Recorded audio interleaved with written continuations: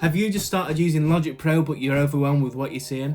If yes, then you're in the right place, because in this video I'm going to be covering the basics of Logic Pro for beginners. By the end of this video you'll know everything that you need to know in order to start creating your own music. So let's get started. When you first open up the Logic Pro app, you'll see this homepage right here.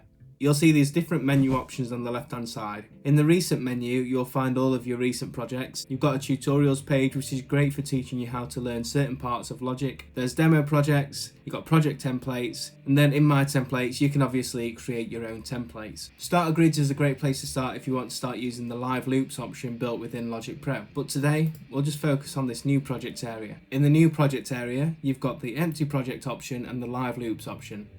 The live loops option is great for if you're wanting to experiment with different ideas, but for today, we'll just start with the empty project option. Before you create your new project, you can actually click this details option here, and it allows you to change the tempo, the key signature, whether it's major or minor, the time signature, the input device, the output device, the sample rate, frame rate. The frame rate is good for if you're creating tracks to go along with videos, spatial audio, and surround format. For now, we will go with the 128 BPM project tempo in the key of D. So if we click choose down here, when we create our new projects, we have these different options for different track types. The software instrument option allows you to insert a software instrument into your project. The audio option allows you to record along with a microphone or drag and drop audio samples into your project. And the drummer track automatically sets drums to play along with your song. The guitar or bass option allows you to connect a guitar directly to your Mac. Logic will then load in a track that you can then use to emulate amps or pedal effects. But for now, we're just going to stick with the audio option. So before I go into my project, I want to make sure that I've got the right audio input selected and the right audio output selected. So now I can go ahead and create my project. So when you create your project, you'll notice that a new track is added. So because we've gone with the audio track type, an audio track has been added into our project. Before you start creating your new project, you need to make sure that you have access to all of the tools that you need. So to do that, we go up to Logic Pro, Preferences, Advanced, and Enable Complete Features. You need to make sure that this option is ticked for you to have access to all of the tools and features that you need to create music. So next we want to import some audio files into our project. You can import audio files either from the Loops library, or you can import audio from your Finder window. For now, we'll just use the Loops library. We'll have a look for the blue icons because we know that they are audio files. So before I start listening to my music, pop on my headphones, and now we'll work with the loop library. These loops are already in Logic Pro, so you don't need to worry about downloading extra loops. They're already in there.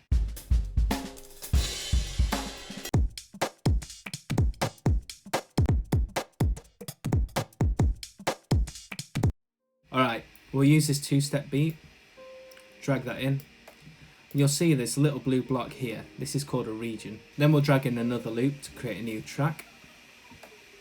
If we let go just underneath, it creates a new track for us.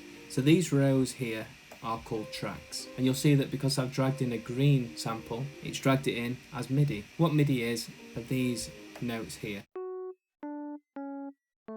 And all it does is it sends a signal to the computer to play these type of notes through that certain instrument, which in this case is an electric piano. And we can go down and edit these MIDI notes here, but I'm going to cover that later on in the video. What we can actually do with these loops is change our project tempo. And when we change our project tempo, the loops will change tempo too. So if I wanted to change my project tempo to 300 BPM, for example, if I press play now, it'll play at 300 BPM, which just sounds ridiculous in this case. So we'll just go back to 125 BPM for now. Alright, next let's move on to the workspace and timeline. So this is the main workspace in Logic Pro. It shows the project timeline with all of your audio and MIDI tracks. There's also a variety of different panels and buttons that you can cycle through. But if you're not sure on what any of these buttons and panels do, then what you can do is use this little question mark here. It's a quick help button. If you hover over anything within the workspace, it tells you in this little quick help menu up here what each of the things do that you're hovering over. So if I hover over this mute button, it tells me that it's a mute button. If I hover over this MIDI region, it tells me it's a MIDI region. If I hover over this volume fader, it tells me it's a master volume slider. It's just a great tool if you're getting used to Logic Pro and you want to learn more about the buttons and the different features that it offers. At the minute, the timeline is measured in bars and beats, but if you go to record, and use musical grid, you can actually change the timeline into seconds. Now this is great if you're creating music for video content. Another tool that you can use within the workspace are these zoom options up here. So if I use this one, it expands the audio and MIDI regions upwards, and if I use this one here, it expands the audio and MIDI regions sideways. If I really wanted to get into the detail of an audio region, I could really expand it and look at the waveform in detail. Next, let's record with the microphone. So we'll set up a new track. We can do this by hitting this plus button here. Make sure that we have the right input, which we do, and the right output, which we do, and then we can click create. And now because I want to record onto this audio 2 track, I want to arm the track by pressing this R here. And now that it's flashing, it means that it's ready to record onto this specific track. And now what I can do is record along with the audio and MIDI regions. So if I press record, it'll record along with the song. I can delete an audio region by selecting it and pressing backspace. It'll ask me if I want to delete the audio region, and I will press OK. Then I can delete a track by doing the same, just hitting backspace once it's selected. If you want to keep in time with your audio and MIDI regions that are already in your track, you can click this metronome option up here. Another way to turn the metronome on is by pressing K. So now I can record along with my audio and MIDI regions in time. The tool next to the metronome is a counter, and what that does is it counts you into the section that you're about to record. So let's create another new audio track. We'll hit record, and you'll notice that it counts me into the section that I'm about to record.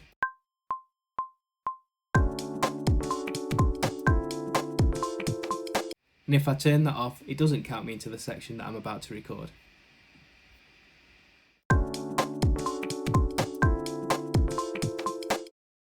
To listen back to your track, or certain sections of your track, all you need to do is place the playhead where you want to listen from. So if I wanted to listen from here, I can click there and hit spacebar and it'll press play for me.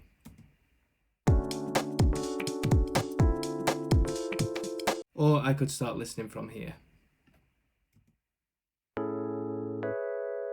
Alright, let's move up to the control bar now. At the minute it's just measuring bar, beats, and it's showing our tempo, and it's showing the key and the time signature that we're in at the minute. What you can do with this bar is customize it to whatever suits you. So if I click on this little arrow here, I've got these different options that I can change the bar to.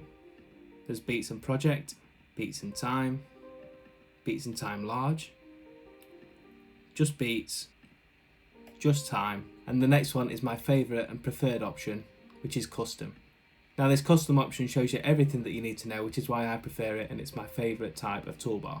And it also shows you the CPU and the amount of CPU that Logic Pro is using at the minute, which is great for if you want to avoid system overloads. Alright, let's move on to the loop cycle.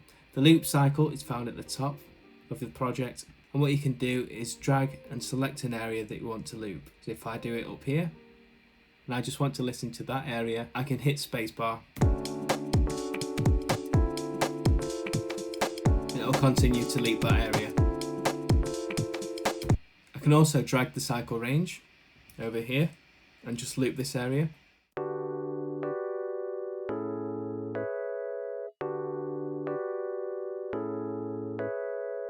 And I can shorten or lengthen the cycle area as well, just by editing these starting and end points here.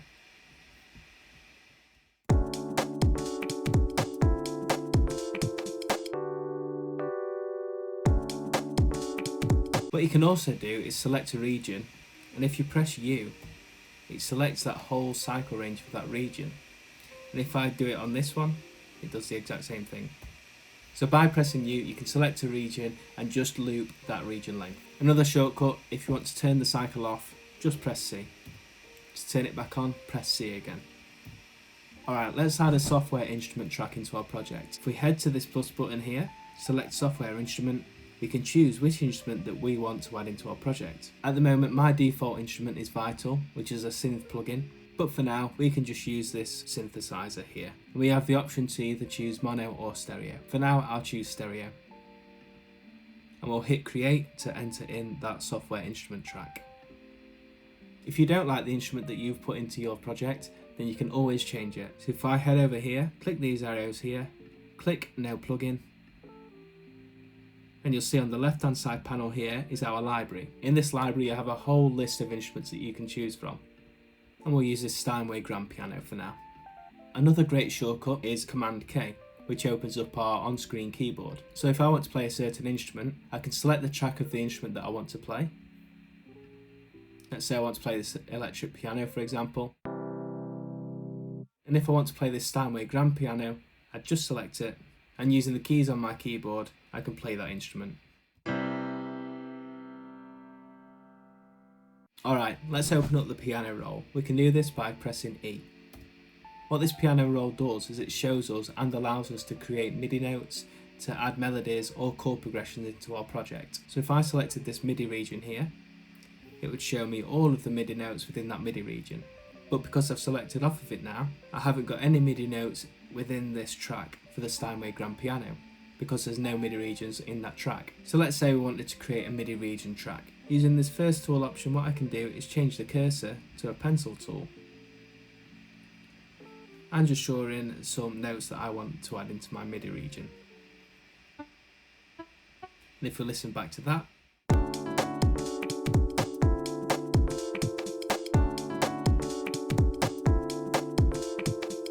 so we've just created a simple melody just by using the pencil tool, and because we've got our cycle loop on, we're able to create melodies much quicker.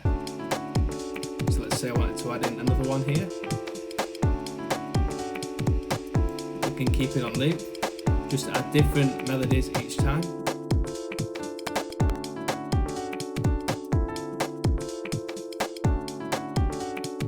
Another way that you can continue cycling the certain MIDI region that you want to cycle is by turning off loop. We can press this play button up here and it will just keep looping the MIDI region that we've selected to play.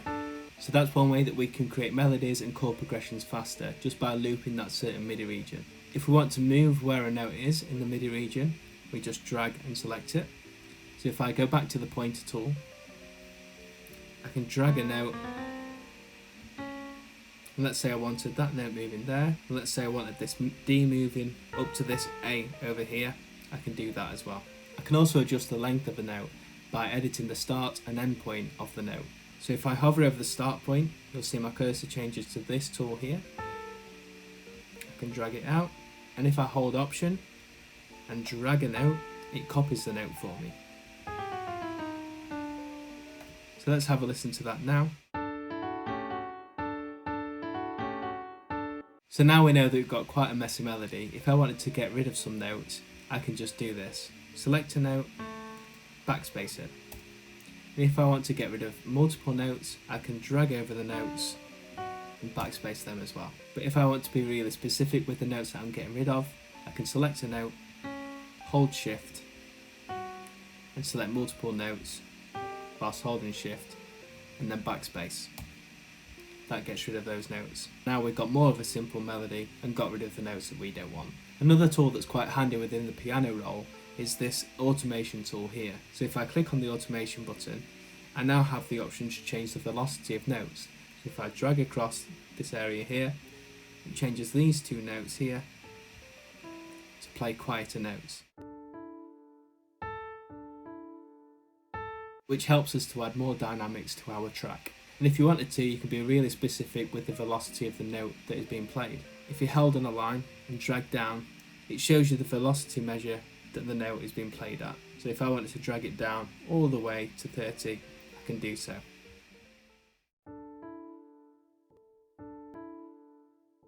So if I didn't like the changes that I've just made to the notes, what I can do is use the shortcut Command Z to undo the edits that I've just made.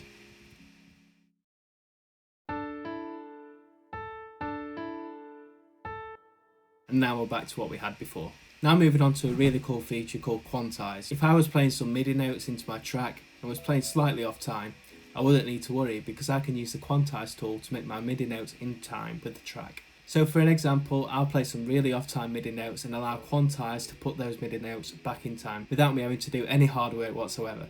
So I'm going to delete this MIDI region by selecting it, backspacing, open up my on-screen keyboard by Command K, then I'll play along with my other regions by clicking the cycle range, and we'll select the count in tool so that it counts us in for our recording.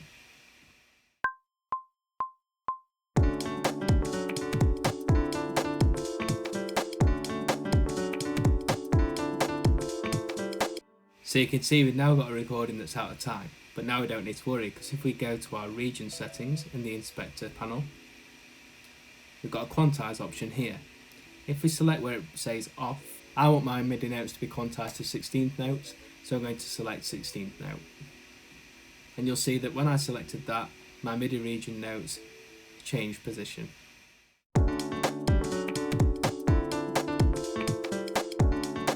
I didn't like where that first note was placed, so I'm just going to drag it into where I want it to be.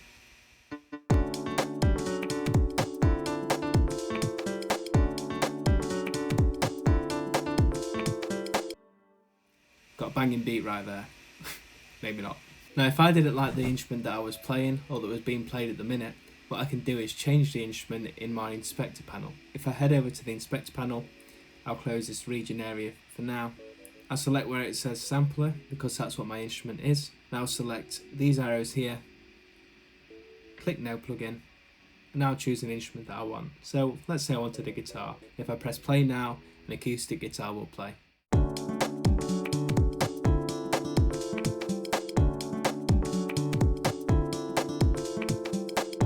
The main way that I create my beats is through using the Drum Machine Designer, and you can get to the Drum Machine Designer by doing the following. So if you click on plus up here, we'll create a software instrument. Then if we select these arrows here, we can move down to the bottom where it says Drum Machine Designer. Select it, now we have an empty drum machine. We'll move this window over here and change the size of the window, by the way, by going to the edge of the window, waiting for the arrow to change, and we can minimize the window by dragging it over. What we can do with this is if we go into our loops library or into our finder or into other audio sample libraries that are supported by Logic, such as Splice, to drag in an audio sample. So for now I'm going to use Splice. I'm going to find a nice shaker for us to use along with this track. So I've found a nice shaker that we can use, and what I'll do now is drag and drop that audio sample into an empty slot in my Drum Machine Designer. So I've drag and dropped it into C2. Now if we open Logic back up and we open our on-screen keyboard, as I'm dragging over the top here, you can see in the bottom left the octave is changing. So it begins at -2, then goes to -1, then 0, all the way up to C6. So I want to find C2 because that's where I've dragged my audio sample. So now I've found C2, if I hit A on the keyboard, it plays my audio sample. So what I'll do is I'll play the track and I'll record this shaker in using MIDI notes.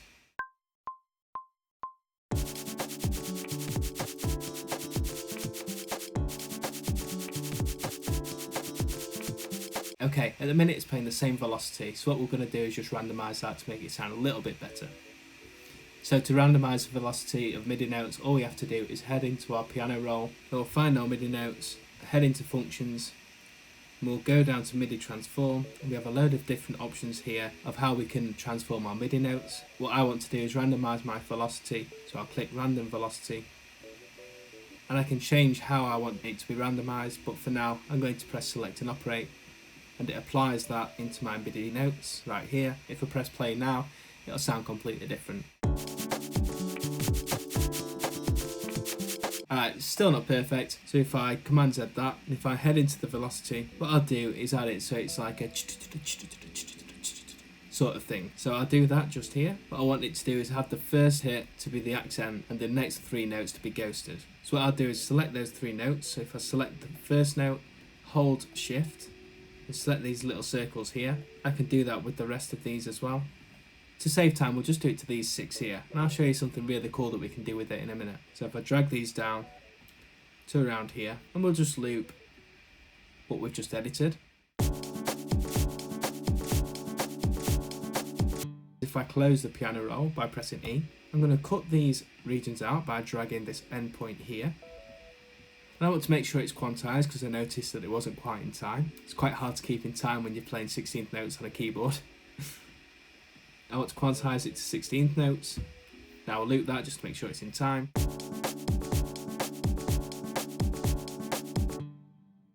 And if I want to loop a region, I'll get onto regions in a bit and what you can do with them. But if I want to loop a region, I just hover over this top right corner of the region here and drag across here. Now if I want to loop that region that I've just created, I press U, and I'll loop that region.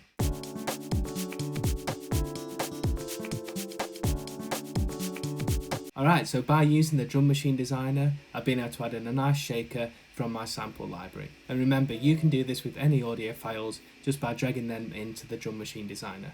Alright, let's get on to the different things that you can do with regions. If I want to move a region, hold on it and drag it to where I want it to be moved to. If I want to copy and paste a region, I can press Command C and then Command V and just place the playhead where I want it to be pasted. Or another way to copy and paste a region is hold Option and drag the region. I can also change the length of a region. To change the length of a region, I just hover to the end point of the region and drag it to wherever I want it to be shortened to. And if I wanted to extend that region again back to where it was, I can do so. And the cool thing with Logic is that it remembers the MIDI notes that were there before. I can also cut up a region. So if I wanted to cut up a region, I can go up to these tools up here. Just a quick tip on these tools, you've got two tools right here. This first tool allows you to change your current cursor. So I can change my cursor to, for example, the scissors tool. But then I have a secondary option here. And I can change to this secondary option by holding Command on my keyboard. So at the minute it's selected as a marquee tool. If I wanted to change to that marquee tool, I'll just hold Command and it would change to the marquee tool. So I've selected over a region, holding Command and dragging the marquee tool. If I go back to our pointer now and click on that selection that I've made, it cuts up an audio region. A much quicker way to cut up an audio region is just by using the scissors tool. So we'll select the scissors tool as a secondary tool for now. We'll hold Command and select where we want the region to be cut, and it'll cut the region for us. Obviously, I've mentioned throughout this tutorial that you can Command Z anything and it will undo any edits that you've just made. So we'll undo that edit that we just made to that region. Alright, another thing that you can do with regions is adding fades. So we'll zoom into the start of this region and we'll select our fade tool. We'll add in a fade by dragging it over. Then we can do the same thing to the end. So let's play that now.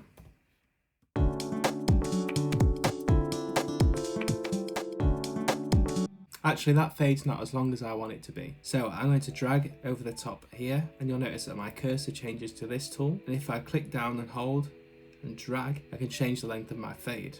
And I'll do the same to the end one here. Then I can adjust the curve of my fade as well by dragging either right or left.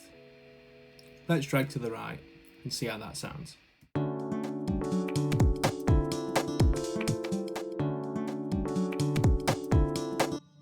Let's move on to the next thing that you can do with regions. The next thing that you can do with regions is rename them. So you can rename a region by right clicking on it and clicking rename regions. So I want to rename this region to drum beat. Then I save that by hitting enter. And now it's renamed that region to drum beat. I also want to rename this empty kit to drum beat as well because I don't like the name empty kit. It means nothing to me. There we go. I can also colour my regions, and colouring my regions really helps me when I'm working on big projects that has multiple tracks, maybe even 100 tracks that I'm working on, because it helps me to easily identify regions and where they are. So to colour a region, all I do is select a region that I want to colour, press Option and C, and it opens up my colour panel. Let's say I wanted to change this region to the colour green. I can do that by clicking this, and it changes my region to the colour green. And I can change all my other regions to different colours too. So if I wanted to change this piano region to yellow, I can do that. This acoustic guitar to blue, I can do that. And these two drum beat regions here, I can hold on Shift to select this other one at the same time, or just simply drag over with your cursor. I can change these to pink. So if I zoom out now, I can see that my regions are easily identifiable. So I'm going to move on to my last tip now for regions, which is bouncing a region in place. So at the minute you can see that we've got this MIDI note region right here. What that's doing is using up a lot of CPU on my computer because it's running these plugins. So to stop that and reduce the amount of CPU that is being used, all I need to do is bounce that region in place by right clicking on it and clicking bounce in place. And it will ask me to rename that bounce in place region. By default, it will say the region name and then add in this underscore BIP at the end. All BIP means is bounce in place. Then you want to make sure that the source mute is selected. What that does is it bounces the MIDI region in place but then mutes it. If I hit OK, you'll see what I mean. So now it's created an audio region underneath that MIDI region but it's also muted that MIDI region at the same time. So if I press play, you'll notice that the exact same sound is being played.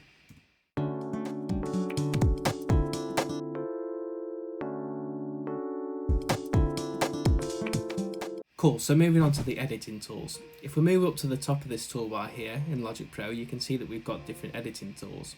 At the moment, I've got a pointer tool selected, and next to that, we've got a secondary command, which is the fader tool.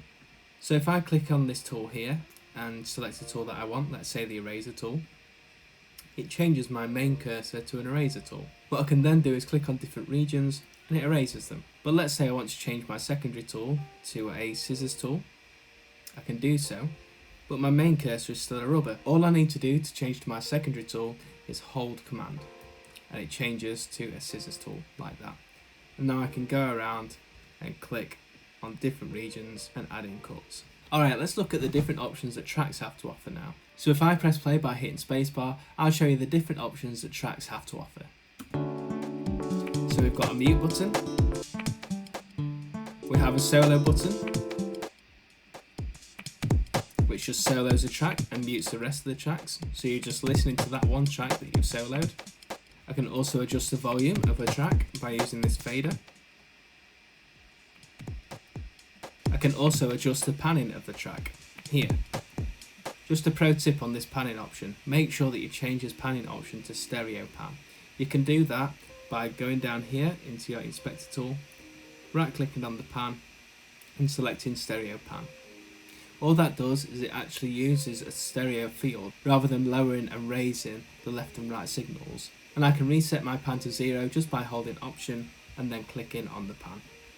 I can rename the name of my track by right clicking on it and going down to rename track. Now rename it to drum beat. Another way I can rename a track is just by clicking on the name. You can also remove a track by right clicking on it and pressing delete track. You'll then get this pop-up message here asking if you really want to delete the track. In this case we do, so I'll hit enter and it deletes the track. Another way to delete the track is by pressing backspace on the track. It'll then delete the region, and backspace again, it'll delete the track. And that's one way of deleting a track without getting that error message pop up. Alright, next let's move on to the inspector elements. I'll unsolo this for now, and I'll use this acoustic guitar for an example. So if I look into these inspector elements now, I can see different options along this panel here. So if we work from the top down, I'll explain what each one is. So if we click on this acoustic, where it says acoustic here, what we can do is choose different options for that inspector panel. One of my favourite options to choose is saving the channel strip setting as. What that allows you to do is save all of those settings within the channel strip, and then you can load those settings into another channel strip for later. Underneath that you have a compressor, so if I click on that, we now have a compressor plugin that's popped up. Underneath the compressor we have an EQ plugin. Now this isn't really for beginners, but if you want me to do a video on EQ and how to use it, then let me know in the comments and I can do one for you. Then underneath that we have MIDI effects, which allows us to do different things to our MIDI notes. So one of my favourite things to do is add in an arpeggiator. So if I click an arpeggiator, let's solo the acoustic guitar for now. Let's see what this does to our MIDI notes. If I change the rate of it and mess about with some options,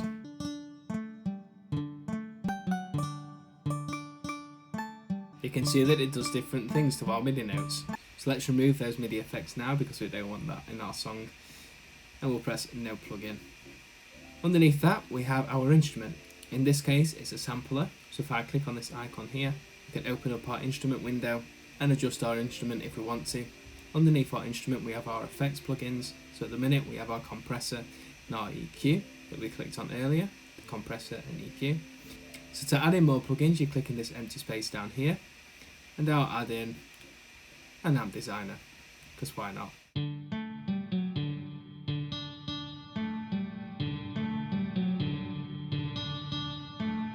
And if you want to undo a change that you've just done, Command Z it. Then underneath the effects plugins, you have options to send it to different buses. So at the minute it's being sent to bus 1 and 2, and you can add in another bus that it's getting sent to. So if you click here and select bus, you have all of these different options here. But like I said, at the minute it's already been sent to bus 1 and 2. And then you can change the amount of that signal that's being sent to each bus by dragging these dials here. So there are effects buses that it's been sent to. Then underneath the buses you have the output. At the minute it's being sent to stereo out, and we'll keep it that way. Underneath that you have an option to group it, but I'm not going to show you that because I don't really use that. I tend to use track stacks. Then underneath that you have an option to turn off or on the automation. Then you have different options for automation here. So you have read, touch, latch and write, but I'm not going to cover that in this video. Then underneath that you have the pan. Remember I said to change the pan to stereo. Then underneath the pan you have the volume fader. Then underneath the fader you have the mute and solo tool. Another cool thing about the buses is that if you click on the knob of the bus, it changes the panel next to the current track panel. So if I click on bus 2, it changes the panel to bus 2. If I click on bus 1, it changes the panel to bus 1. So that's just a quick way that you can get to your buses and adjust the buses that you're using. Then lastly, underneath mute and solo, you have the name of the track. You can also change the name of the track in here. Okay, next we'll move on to the mixer. To get to the mixer panel, all you need to do is press X on your keyboard and it opens up the mixer panel. In the mixer panel you can see the tracks, which are here. You can see the sends, which are here, also known as buses. You can see the stereo out, and you can also see the master. And this is just a good view for when you come to mixing your tracks. And we'll close that back down with X. To save your track, all you need to do is press Command S or head up into File and then Save or Save As. So we'll press Save. Then you want to choose a name for the project, so we can choose any name that we want. Then choose where we want to save the project. So I want to create a new folder and I'll save my project here. So you can see the name of my project has now been saved as Logic Project Test. One thing I really recommend for you to do if you're just starting out is getting a hard drive. Investing into a hard drive helps you to free up storage on your computer and makes your project run faster. So I really recommend that you get a hard drive. I've linked the hard drive that I use in the description. It's a great hard drive, I'm actually using it right now. I'll also add a link to the adapter that I'm using to connect it to my MacBook. By the way, this adapter is so cool. It has a HDMI port, has a slot for an SD card, a TF card, and it has 2 USB ports, and it's pretty cheap. So go and check that out in the description. Alright, we'll close our project and reopen Logic Pro. So if we open Logic Pro and click on Recent, you'll see that the latest project that you've just made changes to is there. So our Logic Project Test is there. And if we open that, we can see our project in its full glory. Let's say we've finished with our track and we're really happy with it. To export a track, all we need to do is make sure that everything is unsoloed and everything that we want to be in our export is ready. So I've noticed that I want my drum beat to be under here. I've noticed that my send is still being sent quite loudly into that bus 1, so I'll reduce that. So let's say I'm happy with my project and I want to export my project ready for mixing. All I need to do is press File, go to Export, then go down to All Tracks as Audio Files. I now get different options. My default setting is to make sure that the range is set to go to the end of the project. That just makes it easy for lining things up when you come to mixing. Make sure it's set to WAV because that's the best format that you can get. I leave my bit depth as 32-bit. I want to make sure that I'm not bypassing any effect plugins, but you might be sending your track to be mixed by someone else. In that case, ask them if they want the effects bypassed. If they do, then you want to tick that. But in this case, we'll leave it off. Now I want to make sure that I include all the volume and pan automation. Then for normalize, I'll turn it off. Then down here you can change the structure of your file names. For now, we'll leave it as track number and then track name. So let's export the project files. And it's exporting my full project length. I'll create a new project. I'll create 5 different audio files. I'll go into my Finder, have a look for where my exports are. They'll be in bouncers. And I've got 4 different audio files here. I've just got an extra track just in case. If I drag and drop these in, I can use existing tracks. And then my tracks have now loaded in and I can go ahead and mix my project.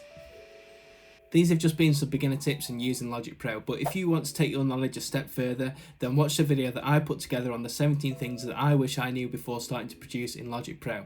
It'll be very useful for you to watch, and you can find the video right here.